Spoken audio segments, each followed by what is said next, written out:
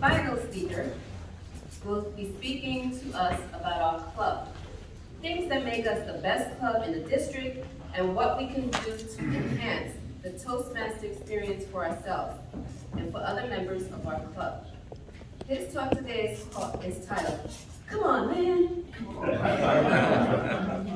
Beginning his second half in our education platform, please welcome the most enthusiastic Toastmaster since Carl Ryder, past club president, and two-time Lamplighter Award recipient, distinguished Toastmaster Carmelo Belardo.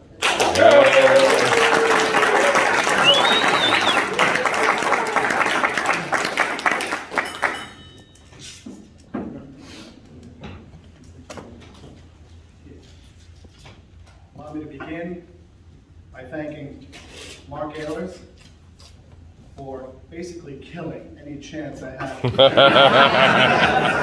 My 75th trophy, so I won't be leaving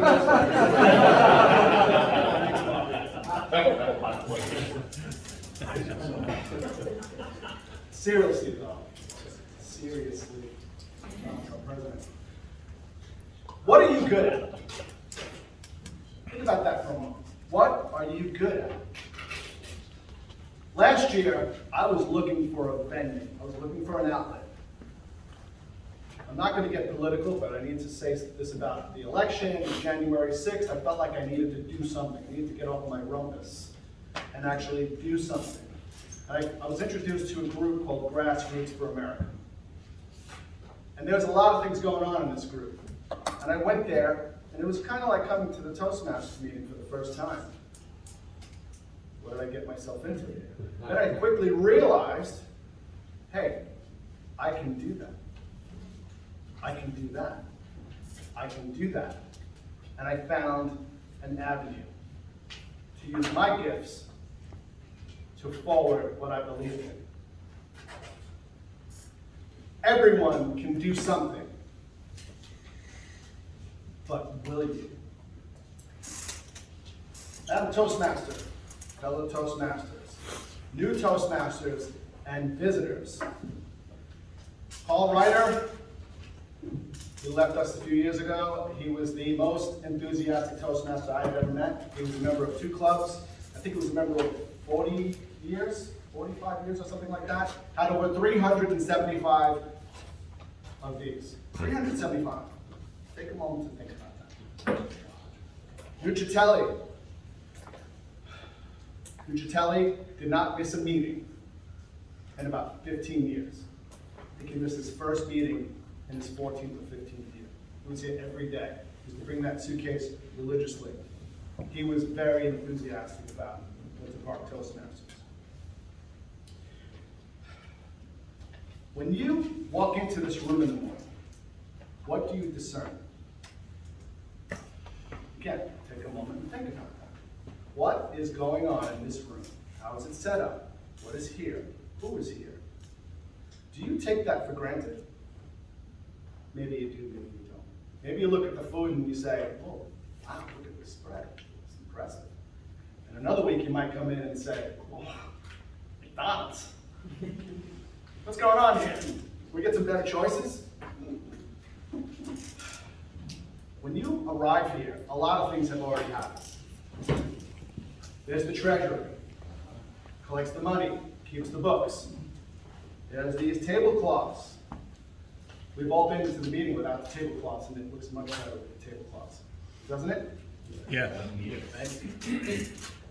The chairs, the setup of the tables.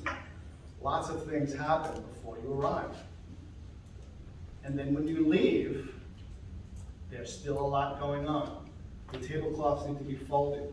All the 10 carts need to be put away. Everything needs to be collected. The lights, the autopilot machine, the coffee machine. I took the coffee machine home this weekend to descale it. Another cook I found in that little tray. Kim, did you know that tray actually comes out? Can you wash it? I had that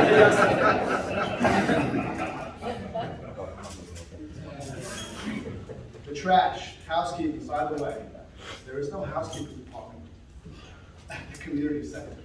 So whatever trash that you contribute to the world during this 90 minutes, please bring it to the trash can. There should be at least 2 in the room. I know there's at least 1. Why did you join Toastmasters? Most people join Toastmasters because they want to learn how to speak. They want to learn how to get up here with no notes and talk. And get better at it. They may want to learn how to speak better when they're asked to give a toast unexpectedly. We've all been in that position, right? Well, Toastmasters has a lot more to offer. And the number one thing people overlook, and they may not realize until years into Toastmasters, is leadership. Leadership skills.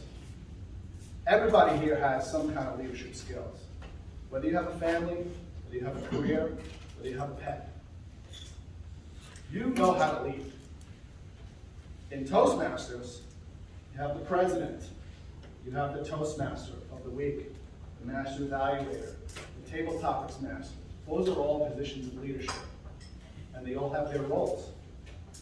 And if you are assigned one of those roles, I ask that you take some time and put some energy and effort into understanding what the roles are. When you come up to this lectern in the morning at 7:05 and you're filling out this agenda, that's part of the leadership. That's part of the activity, organizing the meeting, emceeing a meeting with 37 people. By the way, there's 37 Winter Park Toastmasters in this room, and I'm so psyched about that.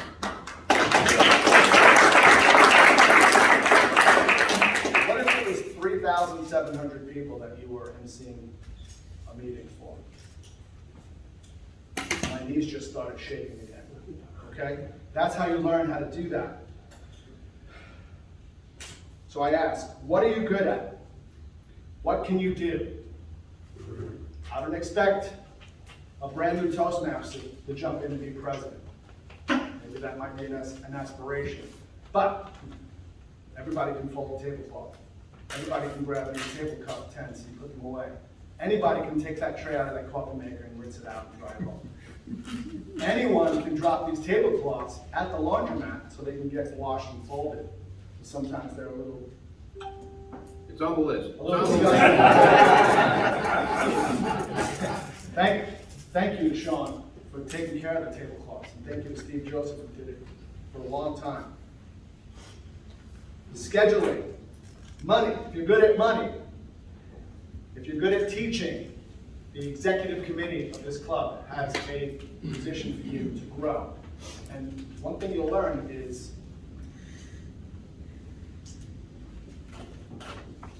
I hate when things go blank. Parliamentary procedure. That's very important to learn, and you'll learn that in this club. So what can you do? I know you can do something, but will you? Madam Toastmaster.